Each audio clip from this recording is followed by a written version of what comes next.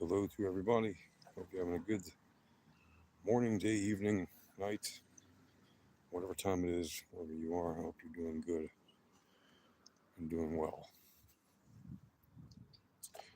I want to speak with you about something rather somber, despite the fact that it is today the first day of Sukkot. It started last night, and now's the end of the first day. We enter the second day of Sukkot, which is a Jewish holiday, in English commonly called the Feast of the Tabernacles. If you want to know what that's all about, read your Bible. You'll figure it out. But Sukkot is an interesting holiday,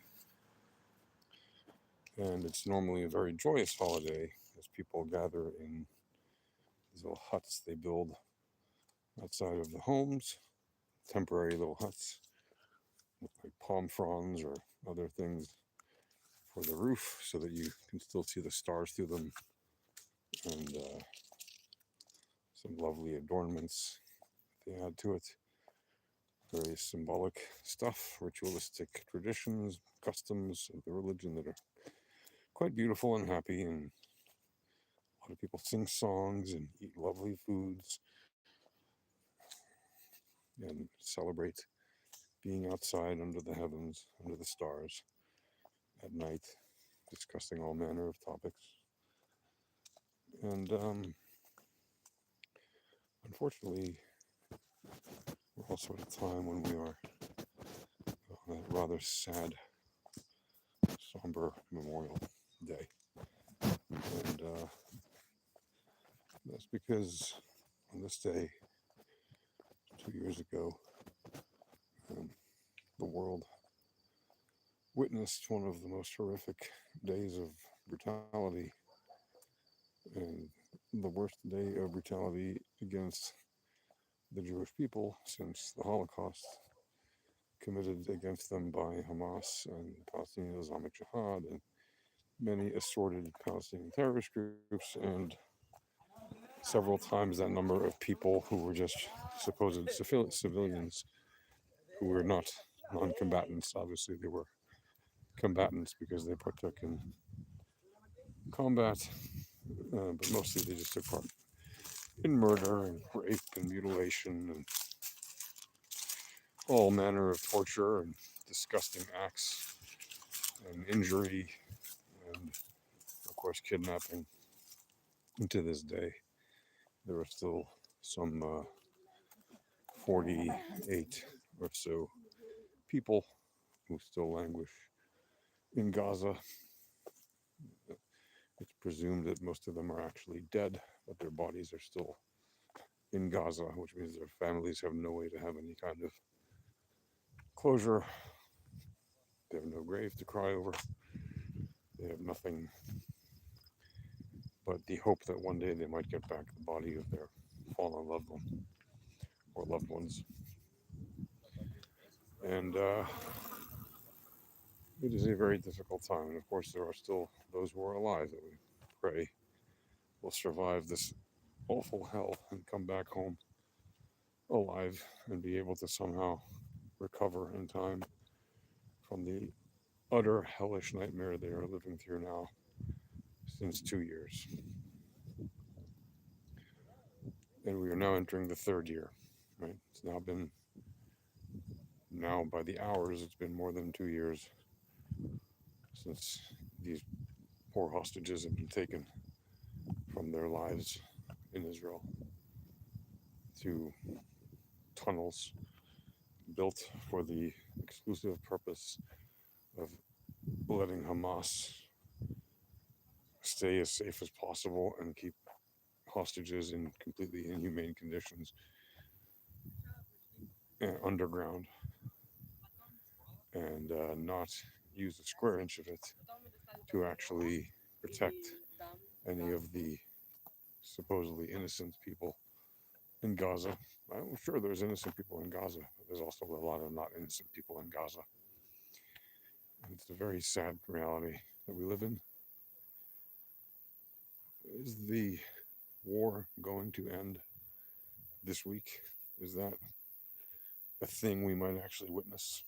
Are we going to see the Trump peace plan get approved by the Hamas? I, while I, of course, am cautiously optimistic, I'm also very realistic. And, when you consider the fact that uh, everything that has happened since that fateful day, the Hamas have constantly cried genocide, genocide, and yet every single opportunity they've had, which is every single moment of every single day since that date, and especially on certain times when they were in negotiations, etc., many times over the past couple of years, right? They had every opportunity to end this war, and they refused to do so. So it's obviously not a genocide, because if you were being genocided and you had the opportunity to end it, then you would. It's clearly not a genocide, it's just a war. And Hamas is losing, and they can't stand the fact that they're losing. And they know that if they give up the control that they have over the hostages, then there's literally nothing to stop the IDF from getting every one of them if they don't agree to the peace plan, right? To the stopping the war plan, which will include releasing the hostages first, then disarming and giving up power in Gaza, and then all the other things that follow, creating an international police force, etc., right? Granting amnesty to the Hamas people who give up arms and disavow violence, right? And letting them stay in Gaza if they want, or letting them leave if they want, and granting them amnesty on that fact, and not pursuing them for past crimes, since October 7th. Obviously, anything they might have done before that, well, that's still on the table. And anything that they might do since, after they sign that agreement, of course, would put them right back on the table as well. But if they remain law-abiding citizens of whatever country they may acquire nationality in, or law-abiding people, even if they stay where they are, then they will basically be able to live out their lives and not have to worry that Israel is coming after them. Now, of course, they'll tell you, oh, we don't believe them, this and that. They'll give you any number of excuses to not do this deal, because, again, they know if they give up the hostages, they have no leverage. Right? Israel can completely destroy them. The thing is, Israel, when it makes a promise of this kind in war, to end a war, and trade truces or ceasefires or whatever, their word is good for it. They deny it because, of course, they don't observe their own word, but they need to project that onto their enemy so they can pretend like it's their enemy that did the bad thing when it's very clearly and obviously them. So that's why it's very easy to discount their claims, because they are not people of their word. They very much are lying. That's the word. Very much telling fibs. And that is their way.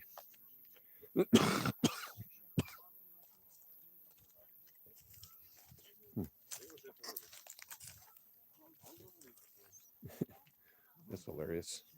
A random fruit fly jumped into him. Anyway. So the probability that these people actually accept a peace deal is extremely small, right?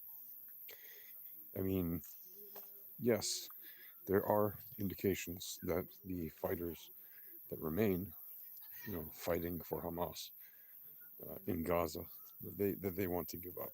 They are sick of getting their butts kicked, and they don't really have any senior leadership anymore. There's one guy who's been around for a while, who nobody really knows who he is, who is suddenly the guy in charge in Gaza, who doesn't know what he's not fit. I mean, to lead, to command whatever them there in their military activities. Apparently, he's like not a military person. He's like a communications guy or whatever. And he's suddenly the commander of the military wing in Gaza because he's the most senior person left alive. That, like, nobody outside of Israeli intelligence knew existed before a couple weeks ago. I would say most people probably don't need to even learn his name because uh, his lifeline is kind of, what do you call it, scheduled to end soon if they don't agree to this. Right? So he and his fighters that are now under his control are ready to surrender, according to a bunch of reports, intel reports, whatever, from a number of different sources. And you could say, well, it's all propaganda. We don't know that they're ready to surrender. Maybe, but we do see um, that there are a number of reports, at least, that indicate that they may be. And all the same reports are also saying, well, most of them are saying, that the real tension, the real resistance to this deal is actually coming from the billionaire political leaders of Hamas who are living comfortably in their five-star luxury resort lifestyles in Qatar. Right? The same vicious, disgusting people that unfortunately were apparently not eliminated a month ago, or a few weeks ago, when Israel struck Qatar, struck the Hamas people in Qatar, rather. Um, Apparently, they did not get those leaders, and now those same leaders who were supposedly negotiating peace and complaining about, oh, Israel wasn't letting us negotiate in good faith, blah blah blah, and then they attacked us. Okay, well, now they have another peace deal on the table, and they've been dicking around with it for a week now. Has it occurred to you why? Has it occurred to you why they haven't accepted it? With terms that literally prevent Israel from doing what ultimately many of its right wingers would like it to do, right? Israel has some people on the right wing that would love nothing more than to annex parts of Judea and Samaria, or even all of it, as well as parts of Gaza. In fact, I myself have proposed that Israel should annex the parts of Gaza that the IDF controls, which are depopulated. This specific agreement bans that from happening. Yes, Israel will control a security corridor around the Gaza Strip to make sure that the Palestinian population cannot get close to um, the actual border of Israel. But the fact is that the uh, act of annexing the land would demonstrate the severity of the price that must be paid for launching a war unprovoked against Israel. And it would deter them from doing this again in the future. If we actually annex the land, not occupy, annex, apply full Israeli sovereignty over that land. That is what should happen. That should be the price that they have to pay. Now, I don't think they have to annex all of it, because I don't want 2 million people from Gaza suddenly being under Israeli sovereignty. Let them keep their own little parcel of land, and yes, it will be smaller than what they had on October 7th, 2023. That's the price they got to pay for launching a war and then actually, right, supporting the terrorists that did it. Remember, the people that did this, for the most part, were not Hamas.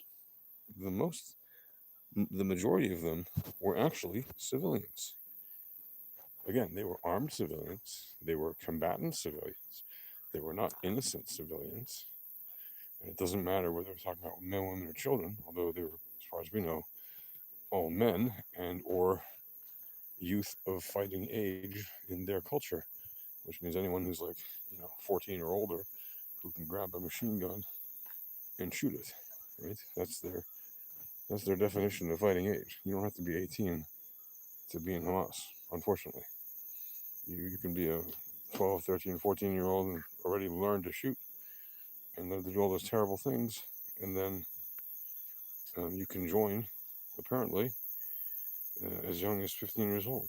Like they can put a gun in your hand and give you marching orders and tell you to go do some terrible thing, even at 15 years old. And by the way, during the Intifada, the second Intifada, I should say, between 2000 and 2005, there were a number of suicide bombers who were kids aged like between 9 and 14 years old or whatever. I mean, outrageously young ages of kids who were sent to attempt to shaheed themselves, to suicide and martyr themselves by killing as many Jews as they possibly could. And some of them actually managed to harm or kill Israelis, like very young kids. And some of them did not. They were stopped by the Israeli forces in one way or another. Um, that's in fact how we learned some of the ways that how they radicalize even the youngest kids to go do terrible things. And it takes them about a weekend to do it, just in case you're wondering. Like, how long does it take to make somebody want to jihad? Well, it takes a couple days, a weekend of being locked away in a kind of terrorist brainwashing house where they tell you all these terrible things and all these horrible things that maybe happened or not happened. It doesn't matter. They're just filling your heads with lies and propaganda, um, or even just evil, disgusting interpretations of maybe things that did happen, right? But like evil ways of brainwashing kids to convince them to go and end their own lives for some cause that they don't even know about. They're little kids. Like, yeah, they're brainwashed. Yeah, they're doing terrible things, but like they weren't even alive 20 years ago. They have no idea what's going on. Like they haven't even had time to ask all the questions that matter, right? Let alone to actually form fully thought out opinions about the situation, right? And yet we see all the time, right, that people in those circumstances are able to be um, recruited, brainwashed, and sent to suicide themselves um, from a very young age. And it's awful. The good news is that it's also possible to de radicalize such people. It takes time, it takes effort, but there are ways to do it, and they are known. They are known ways. Just look at Mossab Hassan Youssef, right, the so called Green Prince.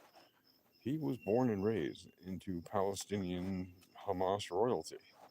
And his dad is like, well, he wasn't born into royalty, but his dad was one of the founders of Hamas.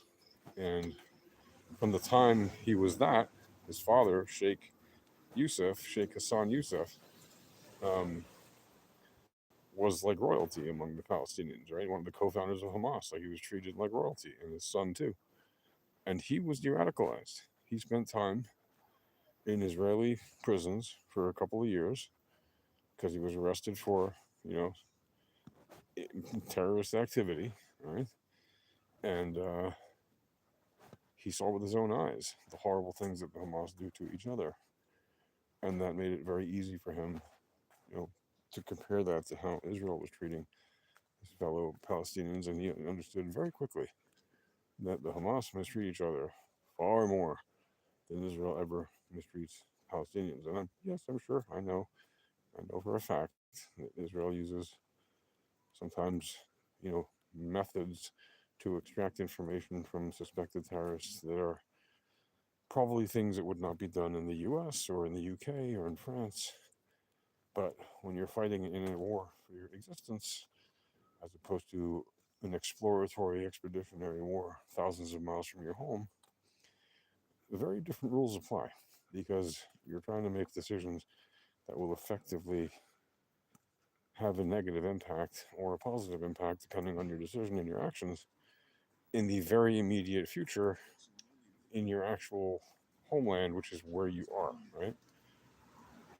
And it could be something small, but it could also be something catastrophic, right? So that's why Israel sometimes uses, let's just say, a bit more pressure and influence than might normally pass muster in, more lawyer uh, situations, more lawyery situations. Although that said, Israel has literally a lot of lawyers who work round the clock on all kinds of issues related to all their military actions. Like, there's not a military operation that happens without some level of lawyering involved, even interrogations, right? There are people who are suspected of terrible things, even they are under the supervision of lawyers at some degree, right?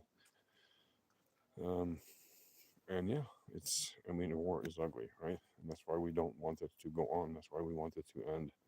Right now, the world is seeing the pressure that Hamas is under. Um, Not as negative, like, Hamas is under pressure, those poor babies. No, they are under pressure to make a deal that the entire world has signed on to, meaning the governments that lead this issue. The US has signed it, Israel has signed it, Qatar has signed it, many Arab countries and Muslim countries have signed it, significant ones, Saudi Arabia, Indonesia, and a bunch more have signed this. The EU has signed it. The EU is not exactly famous for being super friendly to Israel these days when it comes to their diplomatic efforts. They may still be allies of Israel, and yes, that's true, but they're obviously not the super friendliest group of people when it comes to um, Israel's diplomatic situation. Even if they make their commentary, and today, for example, they give a bunch of short little speeches or videos. Saying, oh, we remember October 7th, and we're going to stop Hamas from doing these things again. And all this, the usual stuff. They're hollow words when you look at how they actually treat Israelis and Jews in their own countries, and how they're not making any effort to stop the virulent hatred that is targeting Jews in their country, right? And don't tell me it's targeting Israelis and Zionists. Right? Look at the people in Manchester, just two British Jews who died because this madman went on a rampage, crashed his car into people, jumped out of his car and stabbed somebody to death, and then somebody else allegedly was shot to death accidentally. Right? There would be no counterterrorism if there wasn't. Hello? Who called me? Hello there. Hello, weird Nato Thai? Yiddy gig? Hello, Yiddy gig.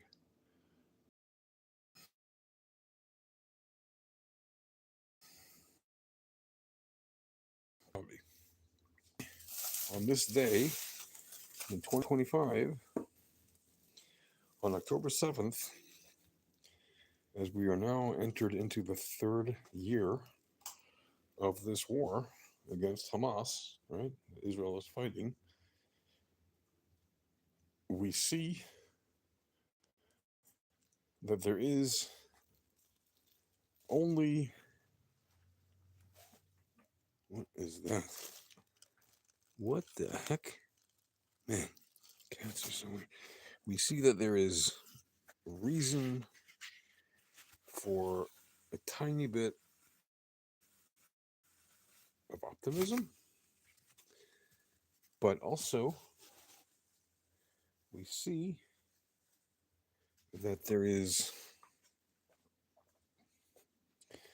realistic rationale for why the optimism may be fleeting.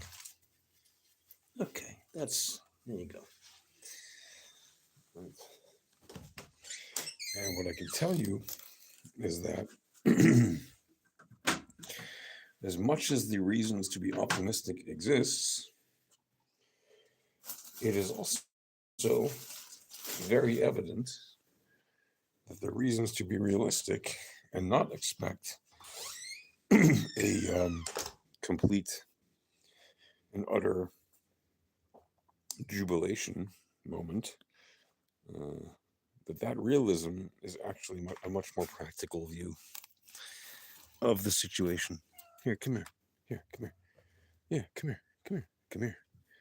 Come here. I'll show you. I'll show you. It's this way. Yeah. I know you're a funny one. Here. There you go. All right. There you go. You brought it here. Enjoy it.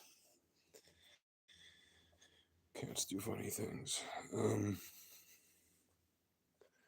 Anyway, so now we are in this war in our third year, which means Bibi does not get to say, I ended it in 2 years exactly. Nope, he doesn't get to say that because even now, hours into the third year, well, we are into the third year. Now, if it ends tomorrow or the next day, sure, people will say it was a 2 year war.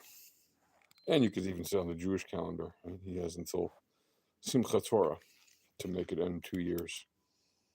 Within 2 years on the Jewish calendar. But 2 years on the Gregorian calendar have passed. That's for sure. And the war still rages on, even though we are at the point in the war where Israel has very much changed the landscape of the entire region in terms of which groups are in power, which groups are not really in power, which groups are completely out of power, which groups are less relevant now than they ever were, right? Which groups are looking for a new lifeline. Hello, 67. Osher Malka. Okay. Osher Malka, indeed. And so the landscape that Israel has basically reshaped since October 7th is very much a product of the efforts made by the IDF at the orders of the government. And while it is terrible that we still have hostages in Gaza who are being held by Hamas and their ilk, you can at least say one positive thing of this awful war is that Israel has reshaped the landscape, temporarily at least, and that we may have conditions that are now conducive to establishing a better, more peaceful region and time. It may happen. It's extremely optimistic to say it, but it may happen. By contrast, the enemies of the state of Israel, which are basically licking their wounds now after getting their butts handed to them for 2 years, are in a bind on multiple reasons. Not the least of which is that Israel has managed to secure the backing for this peace plan from all the countries I named before. This is a Trump-led peace plan, which Israel is very much in favor of because of the fact that it is backed by all of these other countries as well as Israel itself, meaning the government of Israel. Because it addresses Israel's main concerns. Number one, getting the hostages back. Number two, getting Hamas disarmed and out of power. The fact that it achieves those two things, whatever the rest of it may be, those two kinetic goals, backed by the diplomatic backing, endorsement of all of the countries that have signed on to it, is a win for Israel, no matter how you slice it. Now, the best possible outcome for Israel and the people who live in Gaza is that Hamas accepts this deal, because it would mean a kinetic win and a diplomatic win for Israel, and it would mean that less people in Gaza are going to die. It's going to stop happening in this phase of the war, and hopefully we'll end the war forever. But again, that's extreme optimism. But at the very least, people would stop dying daily if Hamas stops the war, stops fighting. The only reason that the Hamas political leadership would prevent such an outcome is, as I've said before, they're still getting paid by Qatar, even though Qatar is saying, no, no, we want these people out of Qatar now. They're causing us too many problems. Clearly, they're not causing them enough problems to actually kick them out because they're still there. They still give them support from Al Jazeera, their propaganda machine. And the other reason that they might continue fighting, I mean, yeah, you're going to tell me ideological stuff. Sure, the billionaires in Qatar care about that. Right. They're so ideological. If they were more ideological, they would actually pay for the Palestinians to live a better life first before worrying about attacking Israel and Jews. Their priority wouldn't be just fight the Jews. No, their priority is keep making the money. Keep bringing that cheese, keep getting me wealthier. I love getting rich off the backs of my dead Palestinian brothers and sisters. Like that's literally what Hamas leadership is doing right now. Right? They're exploiting their own people so that they can keep getting richer, right? Grifting off of the so-called the suffering of the Palestinian people that they are causing. Okay, they operate like a gang, and anyone who believes their nonsense is believing of a gang, like a criminal mafia style gang, which makes clear that they're either getting money from Qatar or Iran. There's nobody else. I mean, maybe North Korea, right? Nobody else is openly paying for the Hamas to keep doing their nonsense in such a large scale. Yes, and the FN is promptly capturing the vast majority of the time. It's the Hamas or their ilk.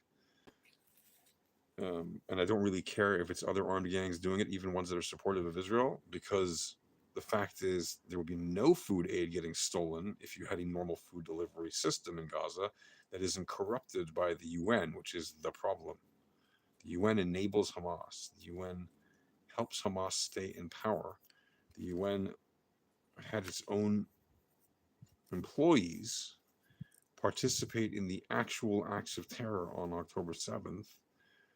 And since then, by holding hostages. Noah Argamani was held, apparently, or was held in the apartment of, or guarded by, or whatever. There was some guy that the IDF and police, special police had to get by.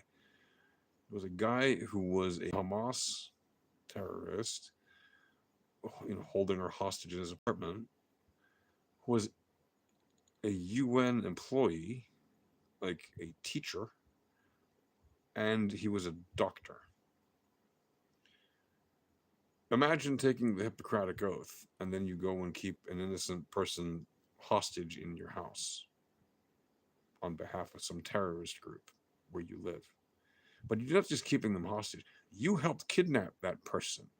You volunteered to go into another country and kidnap an innocent person, drag them back violently to your piece of land,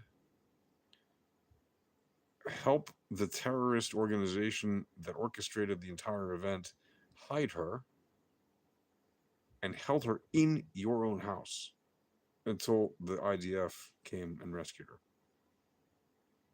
That's insane. But that's exactly what's happened. And we have many such instances, unfortunately. Too many people who worked for the UN or other organizations were also Hamas people, or were just civilians, so to speak, and participated in the atrocities of October 7th. And now in our third year, we're still dealing with those consequences, right? Those actions. So, in closing, as we enter this third year, it's incredibly important to keep in mind the hostages and their families and loved ones, who want them home. It's also important to remember that the Gazans are suffering because the Hamas is oppressing them. And yes, many Gazans apparently still support Hamas that oppresses them, even if many Gazans do not. We will never have a clear, exact picture of how many Gazans support Hamas and how many hate them. At least not until we get an actual system of freedom of speech in that land. And that's not likely to happen anytime soon. Doesn't matter which international police force comes and takes over or whatever. They're not likely to have a great cultural awakening anytime soon. It may happen, but it'll probably take generations, right? So don't expect in this lifetime or the next that you will know the answer to how many people in Gaza actually supported Hamas or not. You can't tell. It's a brutal authoritarian hellhole. It's essentially a dictatorship, right, run by Hamas. So Israel has to keep fighting the good fight, as they say, and has to keep pressing these scumbags and has to make sure that the world pressure stays on Hamas. And that's why I'm really grateful that President Trump is making the efforts that he is making. I don't care what his motives are. I really don't care what his motives are. I don't care if he wants to, if he's just doing this to win a Nobel Prize. I don't care. If he makes peace with Israel and Hamas, give the guy a Nobel Prize. Give him two. I don't care. Right? I want the fighting to end. I want the war to end. And by the way, I think that's what he wants too. I don't think he wants to see more people die. I think he wants to see hostages come home, and I think he wants to see the war end more than he wants the Nobel Prize. And I'm sure he wants the Nobel Prize. He's said it many times, but I don't care about that. And I think what matters more is the lives. And I think he cares about the lives more too, by the way, for all the hypocrites who, and, you know, even I have said many times the guy cares about himself more than anything, but still, even he does not want to just see innocent people die because of war. Okay. But it is a consequence of war. And that's why he's continuing to put the pressure onto Hamas to remind them, you guys are the only ones we're waiting for. Everyone else has signed on to this. Give it up. End this war. And if they're going to refuse such an offer from the President of the United States, it is the most generous offer they're ever going to get to end this war. Literally, they're going to get amnesty. The people who conducted October 7th that are still alive are going to be granted amnesty. Do you understand what that means? It means Israel will not hunt them down for those crimes. The only way that they can go forward and expect to live at this point is to accept the deal. If they refuse this deal, not only does Israel have the backing of the United States, it has the backing of the entire world, whether they like it or not, of all the governments that signed on to this agreement, which is, by the way, many governments, including the leading governments of the world. When I say leading, I mean economically and militarily, and those of specific political influence in the Middle East and in Muslim affairs around the world. So now the ball is in Hamas's court. My guess is by this Friday, probably by Thursday.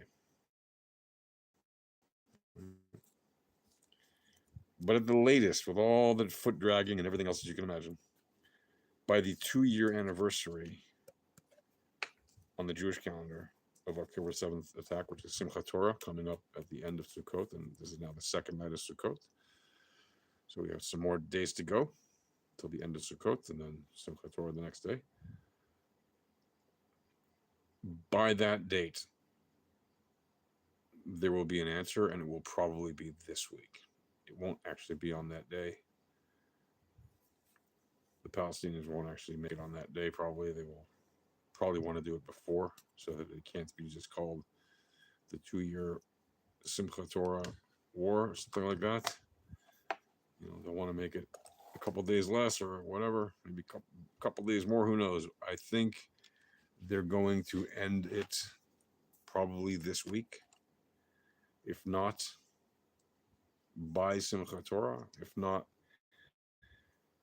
very soon after, because they cannot keep holding out. And frankly, they're already testing Trump's patience because he told them originally 72 hours from the time, and what was written was 72 hours from the time Israel accepted the deal, which they did at the press conference, which was obviously now more than a few days ago. And then he extended it to say, no, no, it's 72 hours after the Hamas accepts it, even though that's what he said, not what's written. And then he went on to say, no, no, I'm going to give them 3 to 4 days. Well, that time has now passed. So we are now, and now they have negotiators in Cairo, among them Jared Kushner, who I'm sure would love to do a real estate deal in Gaza if he could, and who I'm sure isn't there at all to guarantee the safety of the Hamas interlocutors from, let's say, an Israeli Air Force rocket attack on their negotiations. The thing is, Israel is not likely to attack such a negotiation because they want to end the war. You may not believe that, but Israel would like nothing more than to end the war. That's one of the reasons Israel actually attacked the so-called negotiators in Hamas in Qatar, because they weren't negotiating in good faith. They were just rejecting, and finding more reasons to reject. And Israel saw an opportunity to strike, and it took that opportunity and apparently missed, or at least missed some. We know at least one of the people who was a target is alive. We don't actually know anything about the other targets. We have claims they may all be alive, but there's no evidence that they are at the moment. There's no evidence that they're alive or dead. There are there was a funeral sort of procession in Qatar a couple days after the attack, where there were 5 bodies draped in, or 6 bodies draped in flags, 5 of them Palestinian, 1 of them Qatari. Didn't show the bodies, so we didn't know who they were. So we have no idea who actually was killed. It may be that all of them were killed except for the one guy that we know is alive. It may be that 2 of them survived. Maybe that 3 of them survived. Maybe that 4 or all 5 of the main targets survived. We don't know. And it's actually kind of moot, because they know if they don't accept the peace deal, the war continues and they remain targets. If they accept the peace deal and they give up power, free the hostages, and disavow violence, they will have amnesty. But that will end their grift, you see. That will very likely end the vast, endless faucet of money that Qatar pays them directly to the billionaires, and that Iran pays the billionaire Hamas leaders. So, yeah, we're not likely to see those political leaders want to end that spigot. They're going to want to keep it going as long as possible, which is why the only way to get them to stop at the surrender is this continued process of pressure that Trump has been applying, and which I wholeheartedly support. I think, great, go for it. I cheer the guy on for it. Why not? I want to see this war end. Right? And don't tell me about problems you have in America with Trump and what. I understand there's issues, but you can compartmentalize issues. Okay, if he's successful in ending a war here in the Middle East, fantastic. Okay, you should support that, even if you hate the guy, unless you like war, unless you like innocent people fighting and dying for no reason. I don't, and most Israelis don't either. We want peace, we want prosperity, and we want it for our neighbors too. So hopefully this 3rd year we'll see the end of this war sooner rather than later. This 3rd year of this war will end this war once and for all. Again, it is extreme hopeful optimism. I think realistically, it's not going to happen exactly the way the plan is outlined. and that the vagaries of the plan are going to be exploited, and that they're going to find loopholes to not follow the letter, let alone the spirit of the agreement, and that we're going to continue to see more fighting, more of the same, and attempts at doing October 7th over and over and over and over again, just like they promised, as long as they possibly can, which is extremely bad for the stability of the region. But Israel can certainly defeat this enemy and even turn the tide of public opinion, or at least the opinion of these governments that are now supporting this plan and signed on to it, and make them realize that actually Israel is their friend and Hamas is really their enemy. And Hamas is the one causing this war to happen, and all their empty accusations against Israel are just hollow, disproven by the facts to the contrary. So I think this third year of this war, like I said at the very outset of this war on October 7th, 2023, I said this war will not end the way most people think. I stand by that. This war will not end the way most people think. I've given many explanations on what I mean by that over the past couple of years, and I stand by it. This war will not end the way most people think. I just hope that it ends for the better for all people. And you can arguably say that the war already has taken a very different course than what most people think. If you think back about what October 7th was like in 2023 and the horror that was happening and how the tables have turned since then, kinetically in Israel's advantage. You can say diplomatically in the Palestinians' advantage, and you can believe that if you want. It's actually not in the Palestinians' advantage.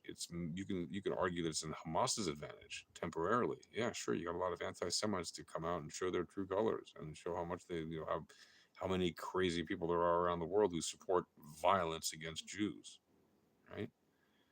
Just for the fact that they're Jews, and they pretend that, oh, we're anti-Zionist. No, we know very well you're anti-Semitic. You can stop pretending, because I'm not going to pretend. I never did, and I'm not going to.